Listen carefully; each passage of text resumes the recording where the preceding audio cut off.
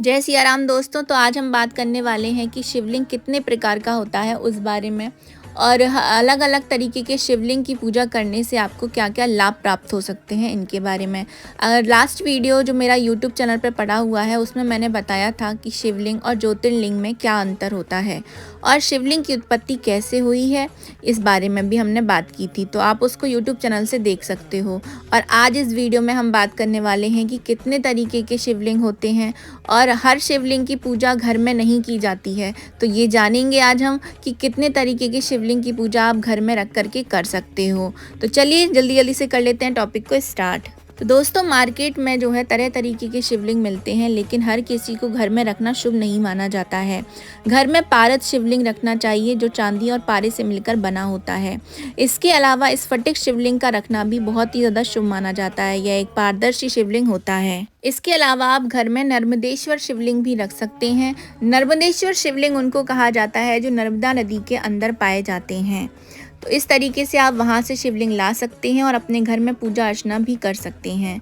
यह शिवलिंग नर्मदा नदी के किनारे ही पाए जाते हैं, इन्हें वहाँ से मंगा सकते हैं आप लोग। ऐसा माना जाता है कि शिवलिंग को जब भी आप घर में स्थापित करते हो तो कभी भी शिवलिंग को अकेला नहीं रखना चाहिए। शिवलिंग के साथ आपको भगवान शिव के पूरे परिवार यानी कि माता पार्वती, भगवान गणेश और कार्तिकेय जी के साथ साथ उन भगवान शिव के सभी गणों को भी रखना चाहिए। अगर सभी को ना रख सकें तो एक को तो रखना ही चाहिए। जैसा कि मैंने पहले भी बताया हुआ है कि शिव का अर्थ होता है शुभ और लिंग का अर्थ होता है ज्योतिपिंड। शिवलिंग ब्रह्मांड या ब्रह्मांडीय अंडे के आकार का प्रतिनिधित्व करता है। दो प्रकार के शिवलिंग होते हैं। पहला उल्का पिंड की तरह काला अंडाकार लिए हुए होता है। इस तरीके के शिवलिंग को ही ज्योतिर्लिंग कहा जाता है। दूसरा मानव द्वारा होता है जो निर्मित होता है पारे से, उसको कहते हैं शिवलिंग। इसे पारद शिवलिंग कहा जाता है। शिवलिंग ब्रह्मांड और ब्रह्मांड की समग्रता का प्रतिनिधित्व करता है। ब्रह्मांड अंडाकार ही है जो एक अंडाकार शिवलिंग की तरह ही नजर आता है। अब इन दो शिवलिंगों के भी काफी सारे प्रकार होते हैं। तो शिवलिंग के प्रमुख दो प्रकार होते हैं, एक अंडाकार और पारद शिवलिंग। के अलावा शिवलिंग के मुख्यतः 6 तरीके के बताए गए हैं। तो आइए हम जान लेते हैं उनके बारे में। तो जो पहला शिवलिंग होता है वो होता है देवलिंग। जिस शिवलिंग को देवताओं या अन्य प्राणियों द्वारा स्थापित किया गया हो उसे देवलिंग कहते हैं। वर्तमान समय में धरती पर मूल पारंपरिक रूप से देवताओं के लिए पूजित होते हैं। दूसरे नंबर का जो लिंग आता है वो आता है आसुरलिंग। असुरों द्वारा जिसकी पूजा की जाए वह असुरलिंग कहलाता है। त्रेता युग के दौरान रावण ने एक शिवलिंग स्थापित किया था जो असुरलिंग था। देवताओं से द्वेष रखने वाले रावण की तरह शिव के असुर या दैत्य परम भक्त हमेशा से रहे हैं। तीसरा लिंग आता है अर्शलिंग। प्राचीन काल में अगस्त्य मुनि जैसे संतों द्वारा स्थापित इस शिवलिंग को जो है पूजा की जाती थी। इन्हीं शिवलिंगों को अर्शलिंग कहा जाता है। चौथा नंबर आता है पुराण लिंग। पौराणिक काल के व्यक्तियों द्वारा स्थापित शिवलिंग को पुराण लिंग कहा गया है। इस लिंग की पूजा पुराणिकों द्वारा ही की जाती है। पांचवा आता है मनुष्य लिंग। प्राचीन काल या मध्य काल में ऐतिहासिक महापुरुषों जैसे अमीरों, राजा महाराजाओं द्वारा स्थापित किए गए शिवलिंग को मनुष्य शिवलिंग कहा जाता है। और आखिरी आता है स्वयंभू लिंग। भगवान शिव किसी कारणवश स्वयं शिवलिंग के रूप में प्रकट होते हैं। इस तरह के शिवलिंग को स्वयंभू शिवलिंग कहा जाता है। भारत में स्वयंभू शिवलिंग कई जगहों पर हैं, वरदान स्वरूप जहां शिव प्रकट हुए थे। स्वयंभू शिवलिंगों में ज्योतिर्लिंग भी आते हैं। अब हम बात करते हैं कि यदि आप कोई भी शिवलिंग को घर में स्थापित कर रहे हैं तो उसके कुछ विशेष नियम हैं जो आप लोगों को ज़रूर से पालन करना चाहिए।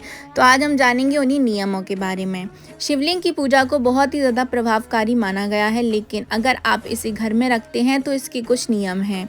तो नियम जाने बगैर आपको शिवलिंग को घर में रखने से जो है आप पर विपरीत असर भी देखने को मिल सकता है, आपके घर वालों पर और आप पर भी। तो जो पहला नियम है वो है घर में कभी भी बड़ा शिवलिंग नहीं रखना चाहिए। इसका आकार आपके हाथ के अंगूठे के ऊपर वाले पोर से ज़्यादा बड़ा नहीं होना चाहिए। यदि घर में शिवलिंग रखा हुआ है तो उसकी प्राण प्रतिष्ठा ना करवाएं, लेकिन नियमित रूप से उसकी पूजा और अभिषेक ज़रूर करें, क्योंकि शिवलिंग स्वयं प्रतिष्ठित रहता है।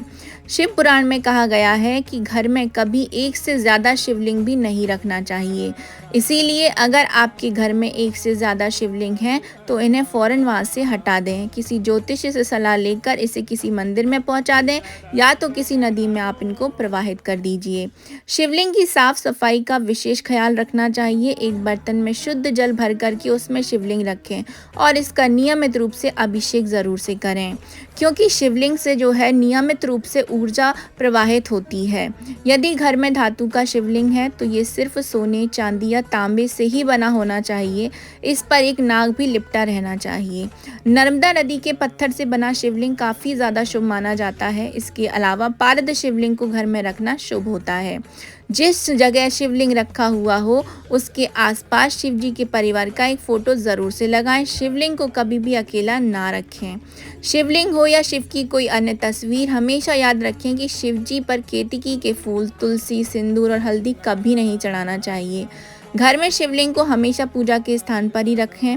किसी दंपति के बेडरूम में रखने की गलती भूल से भी ना करें। साथ ही ये स्थान खुला होना चाहिए, इससे उस स्थान पर सकारात्मक असर पड़ता है।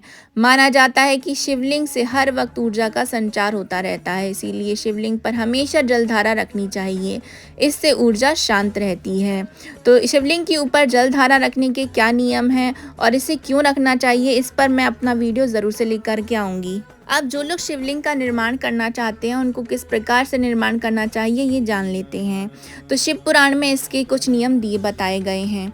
तो शिव पुराण के अनुसार अनुकूल एवं शुभ समय में किसी पवित्र तीर्थ में, नदी आदि के तट पर अपनी रुचि के अनुसार ऐसी जगह शिवलिंग की स्थापना करना चाहिए जहाँ पर रोज उनका पूजन हो सके। पार्थिव द्रव्य से, जलमय द्रव्य से अथवा तेजस पदार्थ से अपनी रुचि के अनुसार फल युक्त, लक्षणों से युक्त शिवलिंग का निर्माण करके उसकी पूजा करने से उपासक को उस पूजन का पूरा फल प्राप्त होता है। उत्तम लक्षणों से युक्त शिवलिंग की पीठ सहित स्थापना करना चाहिए। शिवलिंग का जो पीठ है वो मंडलाकार या गोल, चौकोर, त्रिकोण होना चाहिए।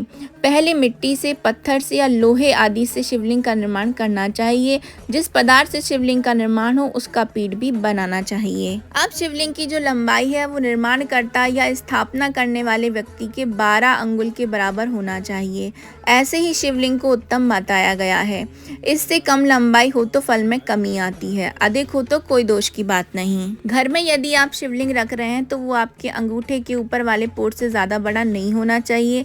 यहाँ मैं बात कर रही हूँ उन शिवलिंगों की जिनको हम मंदिरों में स्थापित करवाते हैं। शिवलिंग का जो चयन है उसको करने के बाद किसी पुरोहित की मदद से उसकी विधि पूर्वक स्थापना कराएं और नित्य उनका पूजन करें। शिव जी का पूजन जो है वो पूरे विधि पूर्वक से विधि अनुसार ही करें। शिव पुराण में कहा गया है कि यदि नियम पूर्वक शिवलिंग का दर्शन मात्र भी कर लिया जाए तो भी वह कल्याणप्रद होता है। शिवलिंग पर आप बेलपत्र, धतूरा, चंदन और अक्षत चढ़ाने से भगवान शिव जल्दी ही प्रसन्न हो जाते हैं। शिव पुराण के अनुसार किस द्रव्य को चढ़ाने से, अभिषेक करने से क्या फल मिलता है, आइए हम ये भी जान लेते हैं। जल से रुद्राभिषेक करने पर वृष्टि होती है, यानी कि वर्षा होती है। कुशा के जल से अभिषेक करने पर रोग व दुखों से छुटकारा मिलता है। यदि आप दही से अभिषेक करते हैं तो पर पशु, भवन तथा वाहन की आपको प्राप्ति होती है। गन्ने के रस से अभिषेक करने पर लक्ष्मी की प्राप्ति होती है। मधु युक्त जल से अभिषेक करने पर धन की वृद्धि होती है। तीर्थ जल से अभिषेक करने पर मोक्ष की प्राप्ति होती है। इत्र मिले हुए जल से अभिषेक करने से रोग नष्ट होते हैं। दूध से अभिषेक करने पर पुत्र की प्राप्ति होती है। प्रमेह रोग की शांति तथा मनोकामनाएं पूर्ण होती हैं। गंगा जल से अभिषेक करने से ज्वर ठीक हो जाता है। दूध, शर्करा मिश्रित अभिषेक करने से सद्बुद्धि की प्राप्ति होती है। घी से अभिषेक करने से वंश विस्तार होता है। सरसों के तेल से अभिषेक करने से रोग तथा शत्रुओं का नाश होता है। शुद्ध शहद से अभिषेक, रुद्राभिषेक करने से पाप क्षय होते हैं। ये तो थे द्रव्य पदार्थ। अब मैं आपको बताती हूँ कि कौन से ऐसे पदार्थ होते हैं जो सूखे पदार्थ होते हैं जिनको चढ़ाने से आपको क्या क्या लाभ की प्राप्ति होती है।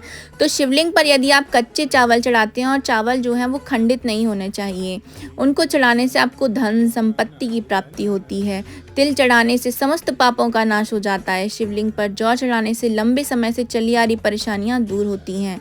शिवलिंग पर गेहूं चढ़ाने से सुयोग्य पुत्र की प्राप्ति होती है। शिवलिंग पर जल चढ़ाने से परिवार के किसी सदस्य का तेज बुखार कम हो जाने की मान्यता बताई जाती है। शिवलिंग पर दूध में चीनी मिलाकर चढ़ाने से बच्चों का मस्तिष्क तेज होता है। शिवलिंग पर गन्ने का रस चढ़ाने से भी सांसारिक सुखों की प्राप्ति होती है। गंगा जल चढ़ाने से मनुष्य को भौतिक सुखों के साथ साथ मोक्ष की प्राप्ति होती है। शिवलिंग पर आंकड़े के फूल चढ़ाने से सांसारिक बाधाओं से आपको मुक्ति मिल जाती है। शिवलिंग पर शमी के पेड़ के पत्तों को चढ़ाने से सभी तरीके के दुखों से मुक्ति मिल जाती है। शनि पीड़ा से भी आपको मुक्ति मिल जाती है। दोस्तों, भगवान शिव के जो भक्त हैं वो भगवान शिव के प्रतीक शिवलिंग को अपनी श्रद्धा अनुसार तरह तरीके से जो है बना करके उनकी पूजा अर्चना करते हैं। भगवान राम ने भी एक शिवलिंग रामेश्वरम में बनाया था। कहते हैं कि यह एक विशेष प्रकार की रेत का था जिसने बाद में ठोस रूप ले लिया था। शिवलिंग के निम्न प्रकारों के अलावा भी स्फटिक, आंवले, कपूर आदि से बने शिवलिंग की पूजा भी की जाती है। सभी शिवलिंगों का अलग अलग महत्व होता है। हमारे शास्त्रों के अनुसार घर में सिर्फ एक ही शिवलिंग रखना शुभ माना जाता है, इसीलिए एक से अधिक शिवलिंग कभी ना रखें। शिवलिंग को हमेशा किसी कटोरी में रखना चाहिए और इस बात का ध्यान रखें कि उस कटोरी का यानी कि जो पात्र होता है उसका जल कभी भी सूखना नहीं चाहिए। वास्तुशास्त्र के हिसाब से शिवलिंग की जलधारा हमेशा उत्तर दिशा की ओर होना चाहिए, काफ़ी ज़्यादा शुभ माना जाता है। अब अलग अलग तरीके के शिवलिंगों का क्या महत्व होता है ये जान लेते हैं। तो पहला आता है पारद शिवलिंग। ये बहुत ही ज़्यादा शक्तिशाली शिवलिंग माना जाता है। पारद शिवलिंग अक्सर घर, ऑफिस, दुकान आदि जगहों पर रखा जाता है। इस शिवलिंग की पूजा अर्चना करने से जीवन में सुख, शांति और सौभाग्य की प्राप्ति होती है। इस शिवलिंग को बेहद ही शक्तिशाली चमकीला शिवलिंग माना जाता है। शिवलिंग को आप अपने घर में रख सकते हैं, पूजा भी कर सकते हैं। पारद शिवलिंग की पूजा करने से व्यक्ति के जीवन में उन्नति, शांति, सौभाग्य की प्राप्ति होती है। शिव कृपा से व्यक्ति का दुर्भाग्य भी भाग्य में बदल जाता है। दूसरे नंबर का शिवलिंग आता है स्फटिक का शिवलिंग। आप इसकी भी घर में रख करके पूजा कर सकते हो। इस स्फटिक से बने शिवलिंग की भी आप पूजा घर में कर सकते हो। इसे निर्गुण ब्रह्म का प्रतीक माना जाता है। इसकी पूजा करने से व्यक्ति की मनोकामनाओं की पूर्ति होती है। तीसरे नंबर का शिवलिंग आता है मिश्री से बना हुआ शिवलिंग। यह शिवलिंग चीनी या मिश्री से बना होता है। कहते हैं कि इसकी पूजा करने से रोगों का नाश होकर पीड़ा से मुक्ति मिलती है। क्रिस्टल से बना हुआ शिवलिंग। घर पर क्रिस्टल से बने शिवलिंग की पूजा करने से व्यक्ति की इच्छाएं पूर्ति होती हैं और वह अपने जिन गुणों को विकसित करना चाहता है उसमें उसे सफलता प्राप्त होती है। अब आता है मोती से बना हुआ शिवलिंग। यदि विवाहित महिलाएं मोती से बने शिवलिंग की पूजा करती हैं तो उनके लिए वह शुभ फलदायी होता है। उनके जीवन में खुशहाली आती है। जौ से या चावल से बना हुआ शिवलिंग। पारिवारिक समृद्धि के लिए इसका पूजन किया जाता है। जो दंपति संतान सुख से वंचित हैं उन्हें संतान सुख की प्राप्ति होती है और भगवान भोलेनाथ की कृपा से संतान दोष से जुड़ी समस्याएं दूर भी हो जाती हैं। इस शिवलिंग को बनाने के लिए समान मात्रा में जौ, गेहूं और चावल का उपयोग करना चाहिए। भस्म से बना हुआ शिवलिंग। इस शिवलिंग को अपने घर में नहीं रखना चाहिए। भस्म शिवलिंग की पूजा अघोरी या फिर तंत्र मंत्र की साधना की सिद्धि के लिए किया जाता है। भस्म शिवलिंग की पूजा करने से अनेक प्रकार की सिद्धियां प्राप्त की जा सकती हैं। यज्ञ की भस्म से बनाए गए शिवलिंग से जो है सिद्धियों की प्राप्ति होती है। इसकी अक्सर पूजा जो है अघोरी संप्रदाय के लोग करते हैं, तो आपको इस शिवलिंग की पूजा अपने घर में रख करके नहीं करना चाहिए। फूलों से बना हुआ शिवलिंग। यदि आपके पास धन की कमी है और कर्ज में फंसे हुए हैं तो आपको फूलों से बने शिवलिंग की पूजा करना चाहिए। इससे कर्ज मुक्ति में सफलता मिलती है और आपके धन संपत्ति में भी वृद्धि होती है। यदि आप फूलों से बने शिवलिंग की पूजा करते हैं तो आपको भूमि भवन से जुड़ी समस्याओं से छुटकारा भी मिल जाता है। वहीं फल से बने हुए शिवलिंग की पूजा करने से घर में अन्न जल आदि में बरकत बनी रहती है। गुड़ से बना हुआ शिवलिंग। गुड़ और अन्न से मिलकर जो शिवलिंग बनता है, इस शिवलिंग की पूजा करने से कृषि और अन्न उत्पादन में वृद्धि होती है। जो लोग खेती वगैरह करते हैं उनको इस शिवलिंग की पूजा ज़रूर से करना चाहिए। सोने से या रजत से बना हुआ शिवलिंग। सोने और चांदी के धातु से बने शिवलिंग से सुख, समृद्धि तथा धन वैभव की प्राप्ति आपको होती है। बीबर मिट्टी से बना हुआ शिवलिंग। बीबर की मिट्टी से बने शिवलिंग की पूजा करने से विषैले प्राणी जैसे सर्प, बिच्छू आदि के भयों से आपको मुक्ति मिल जाती है। दही को कपड़े में बांध करके शिवलिंग बनाया जाता है और दही के बने शिवलिंग की पूजा करने से घर में सुख, समृद्धि और धन संपत्ति की प्राप्ति होती है। अब आता है लहसुनिया शिवलिंग। लहसुनिया से बने शिवलिंग की पूजा करने से हमारे जो है हम शत्रुओं पर विजय प्राप्त कर सकते हैं। और ये जो पूजा होती है लहसुनिया से बने शिवलिंग की, इससे आपकी समस्त मनोकामनाओं की पूर्ति भी हो जाती है। इस तरीके से रुद्राक्ष से भी शिवलिंग बनाया जाता है, पन्ने से भी शिवलिंग बनाया जाता है, जितने तरीके के रत्न होते हैं उनसे भी शिवलिंग की जो है बनाया जाता है और उनकी पूजा अर्चना लोग वहाँ करते हैं और उनसे काफ़ी सारे लाभों की प्राप्ति जो है भगवान शिव के भक्तों को होती है। शिव पुराण के अंतर्गत ऐसे काफ़ी सारे शिवलिंगों का वर्णन किया गया है और उनकी पूजा किस प्रकार से करना चाहिए ये भी बताया गया है और किस तरीके के शिवलिंग को बना करके आप क्या क्या लाभ प्राप्त कर सकते हो ये भी विस्तार पूर्वक रूप से बताया जा चुका है। तो ये थी मेरी छोटी सी इन्फॉर्मेशन शिवलिंग के बारे में। शिवलिंग कितने प्रकार के रहते हैं, इनकी क्या महत्व होते हैं उनके बारे में। आप सबको ये इन्फॉर्मेशन कैसे लगी है कमेंट बॉक्स में ज़रूर से बताइएगा और भगवान शिव के जो भी भक्त हैं वो हर हर महादेव ज़रूर लिखिए कमेंट बॉक्स में। तो हम मिलेंगे नेक्स्ट वीडियो में नई इन्फॉर्मेशन के साथ। अभी के लिए जय सिया राम।